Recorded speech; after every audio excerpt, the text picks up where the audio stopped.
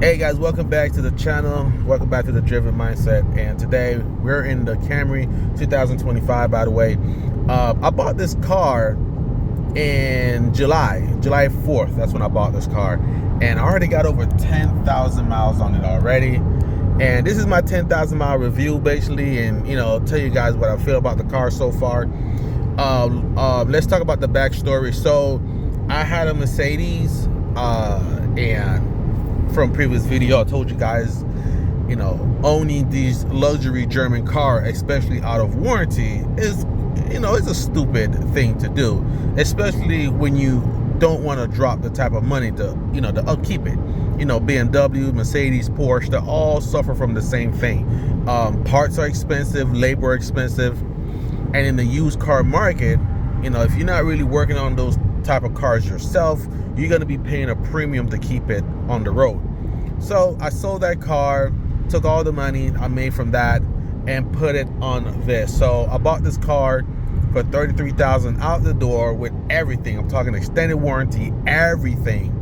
And I put $20,000 down. So just let you know, I'm not really paying much on monthly car payment, right? Because the goal is to pay off this car within a 24-month period, and it will be paid off under 24 months. Maybe a year and a half, this car will be completely paid off.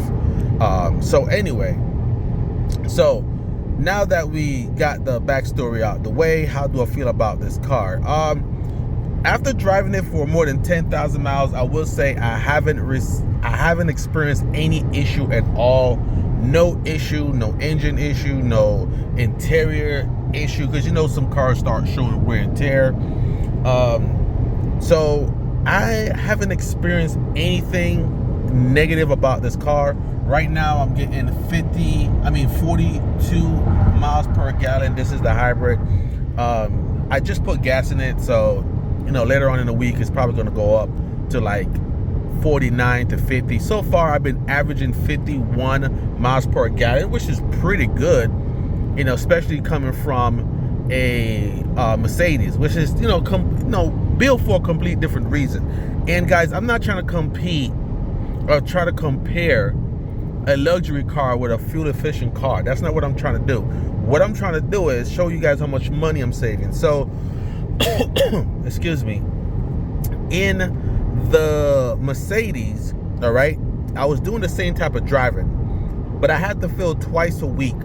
And to fill my Mercedes at the time on premium gas was about $65, and I had to do it twice a week. So that's about $130 a week in gas, okay? Compared to this car, I only fill once a week. And to fill this car is $33, especially when I'm on like the last meter.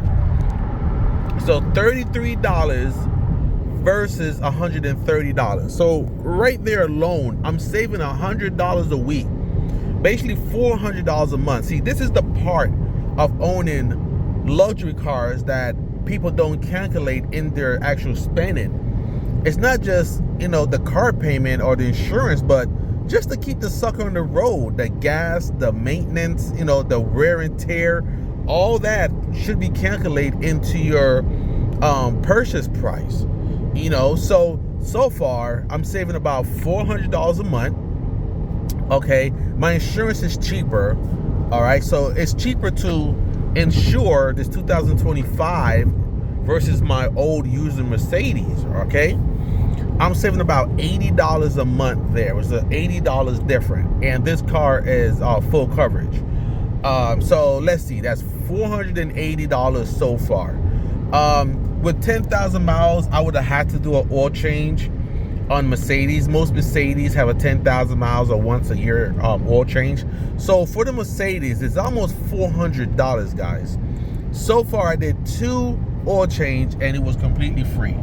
I didn't pay for anything, and I think my dealer is gonna do the next 2. So the first 20,000 miles is free. So if you talking about money saving, so I'm saving about almost $400 of oil change. So that's another $800 I would have saved so far. Okay, So if you're thinking about one oil change, okay, that's $400. I'm saving $400 a month. I had the car for 5 months now, so that's about $2,000, and I'm saving about $80 a month off insurance. So that's $400 there. So $400 for insurance, $2,000 in gas, and about $400 in oil change within 10,000 miles. So guys, that's $2,800 I have saved in 5 months from switching from the Mercedes to the Camry. That's $2,800 that you guys are not calculating into your ownership of cars. Okay, so guys, I'm saving money already. $2,800 could probably bought me another used Corolla or something that maybe not in good shape, but I could probably get a Corolla like that maybe for like $5,000. So in the next 10,000 miles, I would have saved $5,000 for the year, right? So people are not calculating that most luxury brand cars are going to cost them between $3,000 to $7,000 just to keep it on the road. And guess what? That's not like big maintenance. That's just the oil change, guys. If you know, you're gonna need tires, you're gonna need brakes and stuff at some point. And my Mercedes was on run flat, and thank God I bought the tire warranty, because each run flat was $300. And I was getting a lot of flats because, you know, in Miami there's a lot of constructions. And with the constructions, I was getting a lot of nails in my tires, man. I think in the 5 years owning that car, I probably replaced my tires around 10 times. And the good news is, because I have the run flat warranty through the dealer, I only had to pay a $50 deduction to get a $300 tire replacement. So that was saving me money there. If not, I would have spent $300 on tires times 10. So that would have been $3,000 in just tires in 5 years. But anyway, that got taken care of because of the warranty.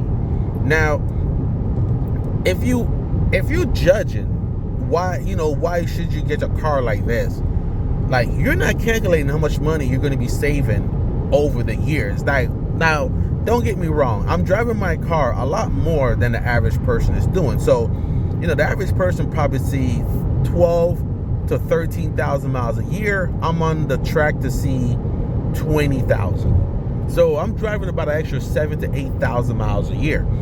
Now, if you put that into wear and tear in a luxury German brand, come on, you guys gonna be spending hundreds on brakes. Okay, a brake job for me was like $1,200. Okay, a brake job, and that was just for the front.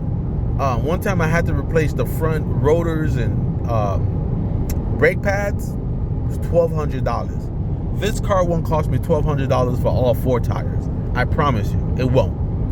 But like I said, I was driving the Mercedes just as much as I was driving the Corolla. So you gotta understand that I was putting a lot of miles on that car, and the cost to keep it on the street was a lot. Now back to the Camry, how do I feel about it in 10,000 miles? I feel really good. The only complaint I have is my fault. And the reason why I'm saying it's my fault, because I was being impatient. I should have got the XCX, right? That's the one that comes with the premium audio system.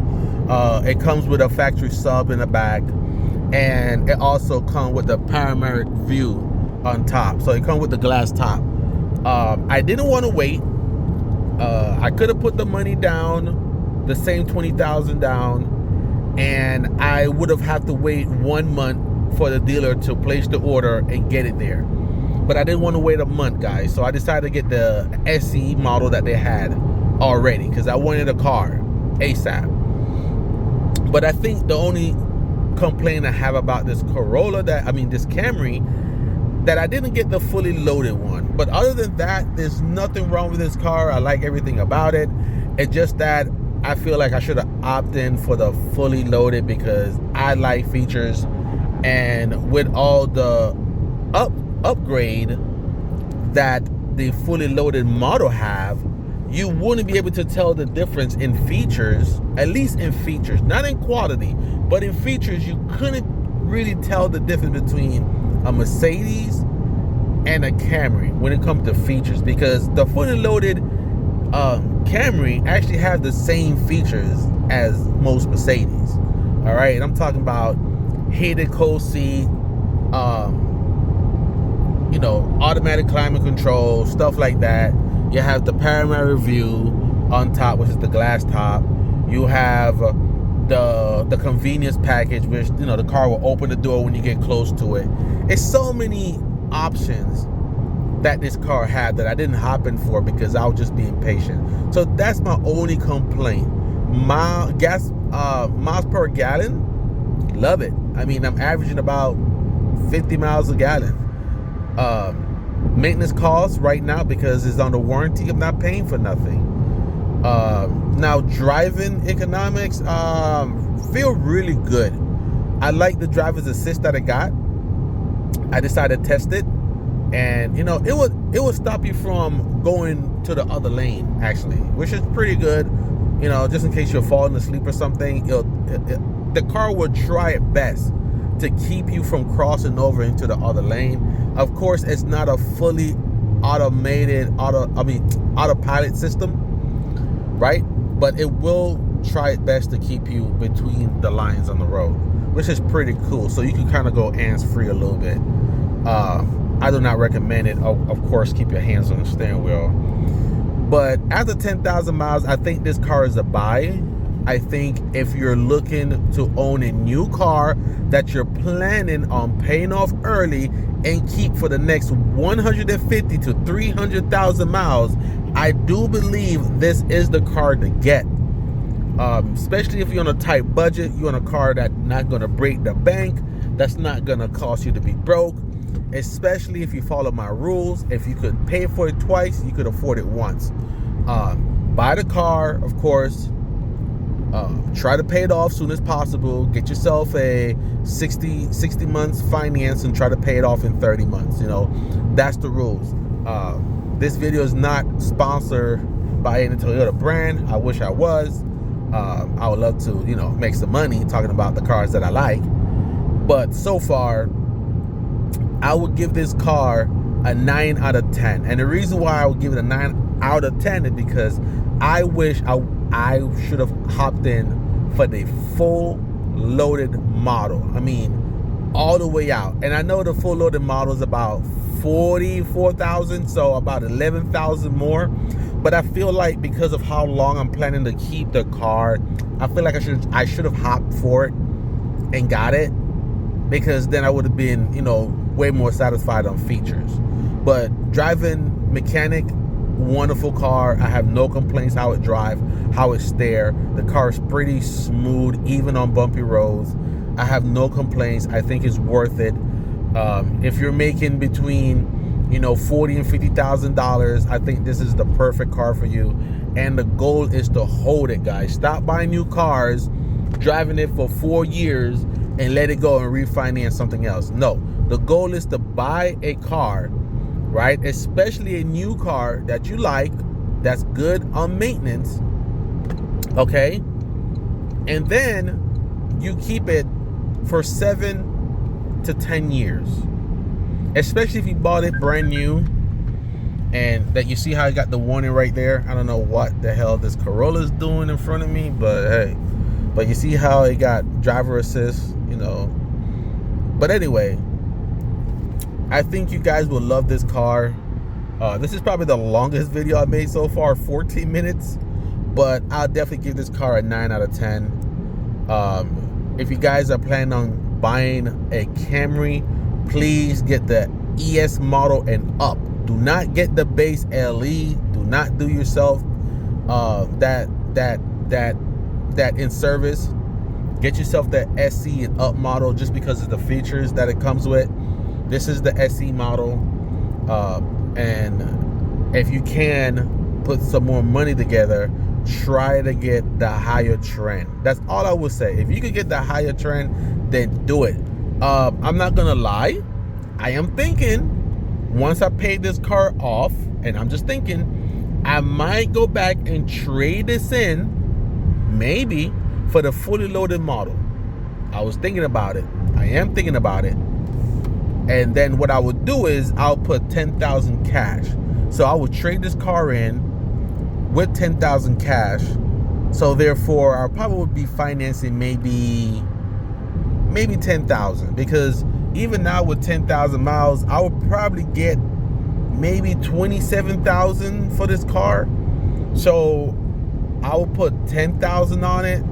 That way it's 37,000. But then I'm getting a $47,000 car with tax and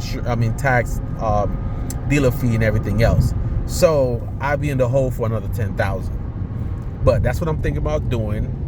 But that's my only disappointment, that I didn't get the fully loaded model, and I should have. And if you guys are thinking about doing it, if you truly could go up one more trend level, I say do it. But if you can't, do not get the LE, get the SE, like what this model is, guys.